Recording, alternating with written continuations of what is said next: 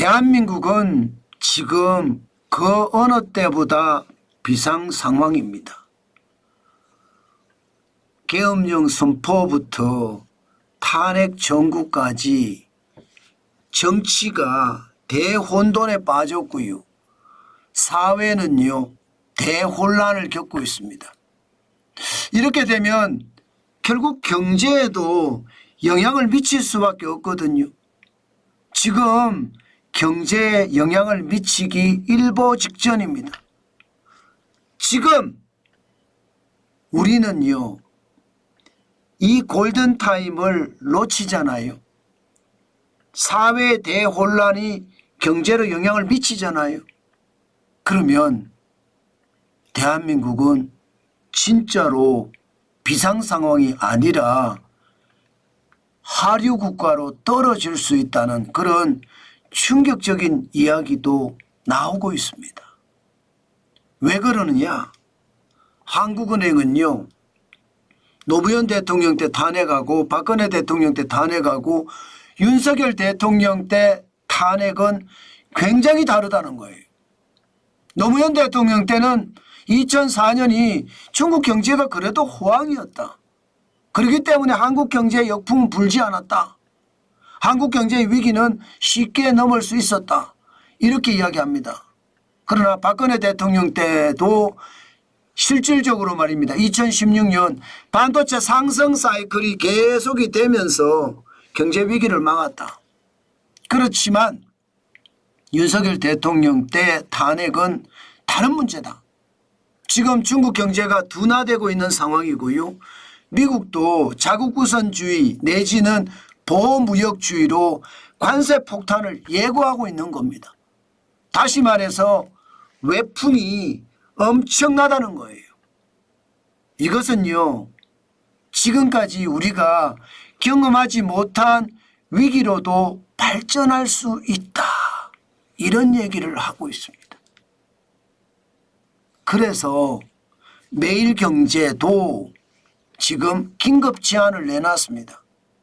지금 이 긴급제안을 정부가 받아들여서 야당이 받아들여서 여당이 받아들여서 빨리 시행을 하지 않으면 윤석열 대통령 탄핵 전국의 후폭풍은요, 우리 경제의 쓰나미처럼 휩쓸어 버릴 거다. 이렇게 지금 예상을 하고 있습니다. 가장 핵심이 소비를 진작시키자. 소비를 진작시키자. 지금 소매 판매 지수를 보면 전년 대비해서 10분기 연속 마이너스예요.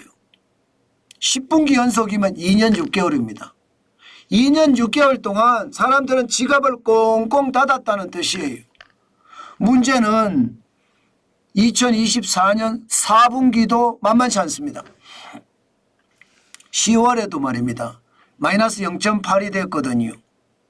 그런데 11월은 전통적으로도 그렇고요. 계절적으로도 경기가 좋지 않는 달입니다. 12월은 연말 대목이 있어야 되는데 지금 연말 대목이 없습니다. 그러면요, 이제 11분기 연속 전년 대비 마이너스가 되는 겁니다. 그러면 1995년 통계 작성 이래 30년 만에 최악의 마이너스를 기록한다는 거예요. 이거 여러분 제대로 대응하지 못하면 대한민국의 위기는 금방 온다는 겁니다. 돈을 써야 되는데 돈을 안 써요. 돈을 안 쓰면 경제는 위기가 될 수밖에 없거든요. 그래서 빨리 추가 경정 예산을 편성을 해야 되고요. 그리고 또 빨리 한국은행이 금리를 내려야 된다는 뜻이에요. 그렇지 않고는요, 이 소매 판매가 좋아질 기미가 전혀 보이지 않습니다. 진짜 충격적인 결과죠. 여기에다가 기업의 활력을 불어넣어야 됩니다. 제조업에 활력을 불어넣어야 돼요. 지금 제조업은요, 일을 더 하고 싶어도 현실적으로 못합니다. 주 52시간제에 걸려서. 주 52시간제가 넘으면요, 고용주는 2년 이하의 징역 또는 2천만 원 이하의 벌금을 합니다. 그러니까 주 52시간제를 위반할 수가 없는 거죠. 이건 말입니다. 중소기업에 가보면요, 근로자도 52시간 더 하고 싶다.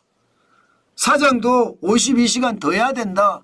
전부 이렇게 이야기하고 있습니다. 그럴 수밖에 없는 게 주 68시간을 어느 날 갑자기 주 52시간으로 줄였잖아요. 일주일에 16시간을 날려버렸어요. 생산을 더 하고 싶어도 더 하지 못하는 상황이 됐다는 겁니다. 이것은요, 경제에서 생산성을 떨어뜨리는 요인이 되니까 그만큼 말입니다. 수출을 하고 싶어도 못한다는 얘기예요. 예, 내수에 제품을 내놓고 싶어도 못한다는 얘기예요. 내수는 워낙 좋지 않기 때문에 수출에다 그래도 힘을 보태야 되는데 수출도 쉽지 않다는 얘기예요. 그래서 이거 제조업에 활력을 불어넣기 위해서라도 주 52시간제 개편은 저는 당연하다고 봅니다. 지금 말입니다. 여든 야든 정부든 대성적인 차원에서 말입니다. 법정 근로시간은 지금 40시간 놔두고요. 연장 근로시간은 기본적으로 말입니다. 노사한테 맡기는 거예요. 일을 더하든 덜하든 노사가 알아서 결정하게 말입니다. 미국처럼 말입니다. 얼마나 더 일하라 덜 하라 이게 규정이 있어서는 안 돼요. 지금 이 상태에서 만약에 이거 못하잖아요. 골든타임을 놓치게 되는 결과거든요. 그러면 최악의 상황 저는 맞닥뜨린다고 봅니다. 여기에다 의정 갈등도 마찬가지입니다. 지금 의정 갈등 어떻게 하든 이거 해결책 찾아야 됩니다. 한쪽만 계속 고집할 것이 아니라 지금처럼 말입니다. 의사는 의사대로 고집을 부리고 있고 정부는 정부대로 고집을 부리고 있거든요. 민주주의라는 게 대화와 타협이잖아요. 당연히 의정 갈등도 저는 대화와 타협을 통해서 지금 해결책을 찾아야 됩니다. 그렇지 않고 그냥 두잖아요. 저는 이 갈등이 결국 말입니다. 의료 대란 내지는 의료 붕괴로 이어질 겁니다. 이미 말입니다. 그런 요소가 보여요. 예, 지금 의료계에서 이야기하는 것처럼 의대 정원을요 2025년에 늘렸습니다. 지금 갑자기 말입니다.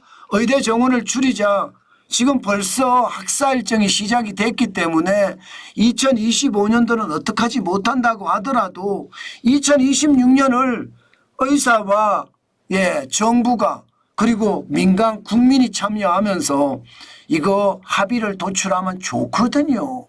이게 기회예요.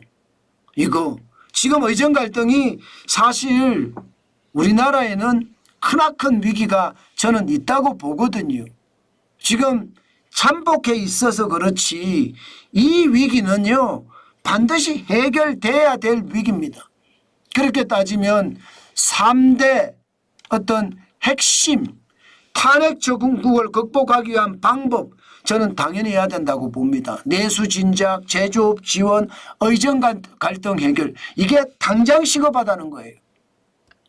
여러분 지금 대한민국의 경제는요 들여다보면 들여다보는 만큼 경제가 파괴됐다 이렇게 이야기할 수가 있습니다.